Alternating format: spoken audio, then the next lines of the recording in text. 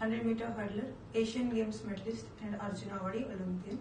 రీసెంట్గా Asian ఛాంపియన్షిప్లో gold తీసుకొచ్చాను. Ravi Naidu sir గారు నన్ను ఎంతో అభినందిస్తూ నారా లోకేష్ సార్ దగ్గరికి తీసుకెళ్లడం జరిగింది.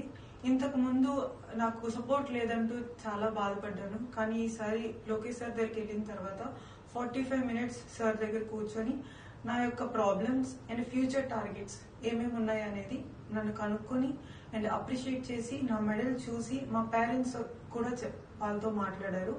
మాట్లాడిన తర్వాత మన ఆంధ్రప్రదేశ్ లో ఏవేవైతే సపోర్ట్ కావాలి అనుకుంటున్నారో దానికి తగ్గట్టు అన్ని అట్మాస్ఫియర్ అండ్ ఫెసిలిటీస్ తీసుకురావడం అనేది జరుగుతుంది.